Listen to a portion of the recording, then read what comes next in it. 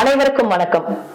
உச்ச நீதிமன்ற வளாகத்திலேயே இந்திய தலைமை நீதிபதி திரு PR கவாய் அவர்கள் மீது அவர்களை அவமதிக்கும் நோக்கில் தனது காலணியை கொண்டு வீசியுள்ள அவரை அவமதித்த சனாதன வெறிபிடித்த வழக்கறிஞர் அவரை உடனடியாக வன்கொடுமை தடுப்பு சட்டத்தின் கீழும் சட்ட விரோத நடவடிக்கைகள் தடுப்பு சட்டத்தின் கீழும் கைது செய்து அவரை சிறைப்படுத்த வேண்டும். செருப்பை வீசும் போது சனாதன தர்மத்தை அவமதிப்பதை இந்தியா ஒரு நாளும் ஏற்றுக்கொள்ளாது என்று அவர் கூச்சலிட்டதை அங்கிருந்து அத்தனை பேரும் பார்த்திருக்காங்க.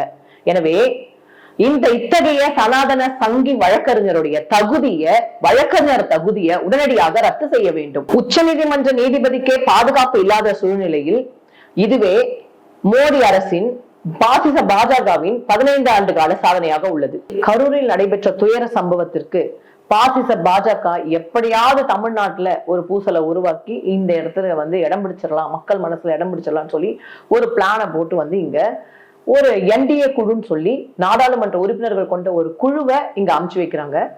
அந்த குழு என்ன பண்ணுதுன்னா, தமிழக அரசு தான் இதுக்கு காரணம், இந்த துயர சம்பவத்திற்கு முழுக்க முழுக்க தமிழக அரசு தான் பொறுப்பேற்க வேணும்னு சொல்லி ஒரு அறிக்கையை கொடுத்துட்டு போறாங்க. இதுக்கு முன்பாக இது போன்ற குழுக்களை பாசிச பாஜக எங்கேயாவது அமைச்சிருக்கா? கிடையாது. மணிப்பூர் கலவரம் நடக்கும் போது இவங்க எல்லாம் எங்க போனாங்க? கிடையாது. எத்தனையோ பாலியல் குற்றச்சாட்டுகள் எல்லார் மேலேயும் வச்சிருக்காங்க. அந்த துயர சம்பவம் பெண்களை பெருசா பாதிப்புக்கு உள்ளாகின பெண்கள்லாம் இருந்திருக்காங்க. அப்பெல்லாம் பிஜேபி ஏதாவது குரல் கொடுத்திருக்காங்கன்னா கிடையாது.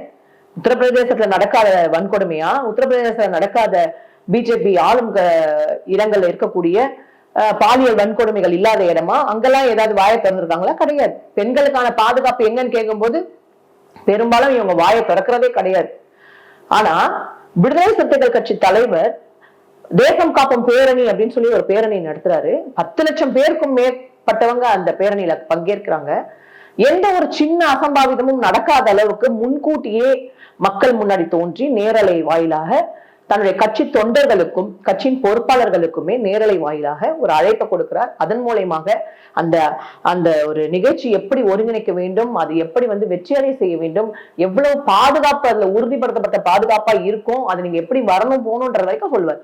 அது மட்டும் இல்ல, சின்ன சின்ன குழந்தைகள், முதியவர்கள், நோயாளிகளை தயவு செய்து எந்த பேரணிக்கும் மாநாட்டுக்கும் அழைத்து வராதீர்கள் என்பதை திட்டவட்டமா ஒரு சொல்லக்கூடிய ஒரு தலைவர் தான் அவர். அதனாலதான் எத்தனையோ ஆர்ப்பாட்ட மேடையிலும் எத்தனையோ போராட்ட களத்திலும் எத்தனையோ பேரணிகள் மாநாடுகள் நடத்தும் போது கூட எந்த ஒரு சின்ன அசம்பாவிதமும் நடக்காம இன்றைய வரைக்கும் ஒரு வெற்றி நடை போட முடிகிறது.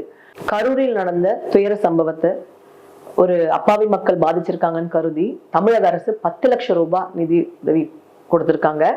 அதே போல விடுதலை சிறுத்தைகள் கட்சி தலைவர் திருமா அவர்கள் பாதிக்கப்பட்ட மக்கள் உயிரிழந்த குடும்பத்திற்கு தலா 50,000 ஒரு குடும்பத்திற்குன்னு அறிவிச்சிருக்காங்க. அண்மையில அவங்க கட்சி சார்பா தலைமையில அஞ்சலியும் செலுத்தியிருக்காங்க. எப்போதுமே மதவாத சக்திக்கும் ஜாதியவாத சக்திக்கும் எதிராக இருக்கக்கூடிய, எப்போதும் எதிர்க்கக்கூடிய ஒரு துணிச்சலை பெற்றவர் தான் தலைவர் திருமா அவர்கள் என்பதை தெரிவித்துக் கொள்கிறேன்.